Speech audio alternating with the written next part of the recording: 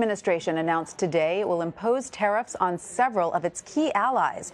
Commerce Secretary Wilbur Ross announced steep new tariffs on steel and aluminum imports from the European Union, Canada, and Mexico.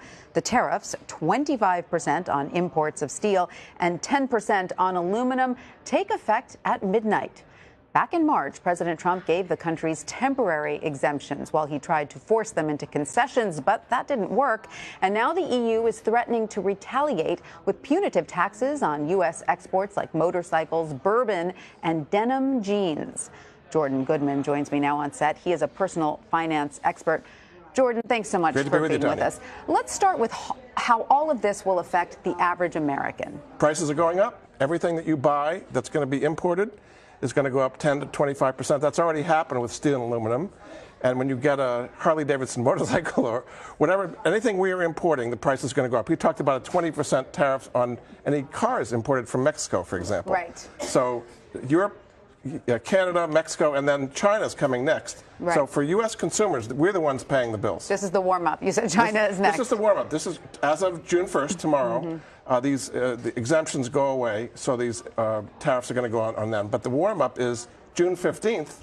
He's going to announce the specific products that would have 25% tariffs from China. But this is definitely happening. Is that correct? Oh, yeah. Because the war is on. Secretary of Commerce Wilbur Ross said, well, wait a minute, everybody. This is happening, but there's still negotiations in place. The Europeans said no. Actually, the Europeans said, if you put a gun to our head, we're not talking. So they have a disagreement. And Wilbur Ross is in Paris right now, right, supposedly talking to them, and they're getting nowhere. So what details do we know? I mean, the EU has just mentioned how it will retaliate. Canada and Mexico have also said they will retaliate. Have they released any details yet? Mexico has not. Canada has some fruits, blueberries, apples, various things like that. It's going to be a very wide amount of things. And then, if we do these, we're talking about like 1,000 different products. I mean, it would be very, very widespread. President Trump has said this is all to protect American industry, to protect the American economy. Do economists believe that that is what this does? No, no economist believes this. I mean, basically, Trump's attitude is threaten people with punitive tariffs, and they'll give in and give us what we want. So about 2 weeks ago, all the top U.S. trade officials, the Commerce Secretary, the Treasury Secretary, the Trade Representative, all went to China and made all kinds of demands. We want $200 billion lower tariffs. Gotten absolutely nowhere, and the Chinese are not giving in. They don't want to lose face. And now, the economists aren't the only ones who don't think that this will work. Senator Ben Sasse, a Republican, came out strongly against it, saying, "This is dumb." That's a quote. And he says that these are the kinds of policies that led to the Great Depression. Correct. Is he right about that? So in 1931, they had the so-called Smoot-Hawley tariffs because things were contracting. It was tariffs on 10,000 products from around the world. All the countries around the world immediately retaliated, exactly what's happening right now, and it led to the Depression. Trade dropped 60% the next year. But clearly the administration must know all of this, right? These are lessons from history. So what is Wilbur Ross, what is President Trump's ultimate goal here? Well, they want more American exports and more jobs, more things made here, which is an admirable thing. In many cases, we don't make these things. There's, for example, a lot of disruption in the steel and aluminum supply chain right now because we don't make a lot of these things. It's hard for companies using those things to find what they need without having to get it from China. I mean, he wants America first, which is great, but China thinks China first and Europe thinks Europe first.